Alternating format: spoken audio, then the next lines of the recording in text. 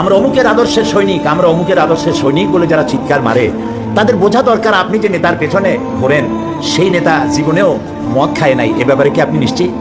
ওই নেতা জীবনেও মিথ্যা কথা বলে নাই, এ ব্যাপারে কি আপনি নিশ্চিত? ওই নেতা জীবনেও ওয়াদা খেলাপ করে নাই, এ ব্যাপারে কি আপনি নিশ্চিত? এই নেতা জীবনেও কোনোদিন পরনারী স্পর্শ করে নাই, এই ব্যাপারে কি আপনি নিশ্চিত? এর কোনো ব্যাপারে আপনি গ্যারান্টি দিতে পারেন না, অথচ তার জন্য জীবন দিতে পারেন। ফাইনা তাযাবুন, কোথায় চলছেন আপনি? এমন এক ব্যক্তিকে আল্লাহ নেতা বানিয়েছেন, নেতা করে দুনিয়া পাঠিয়েছেন, তিনি সর্বকালের সর্বযুগের আয়নার মতো পরিষ্কার চেহারা, যাকে দেখতে কোনো লাইটের দরকার হয় না, দিনেও দেখা যায়, রাতেও দেখা যায়। দ্বীপ্রহরের সূর্য অন্ধ অবলোকন করতে পারে, সে চোখ দিয়ে দেখে না, কিন্তু অনুভব করে দ্বীপ্রহরের একটা সূর্য উঠেছে, যার তাপ এসে তাকে বলে দেয় এখন দুপুরের রোদ, চৈত্র মাসের দুপুরের রোদ।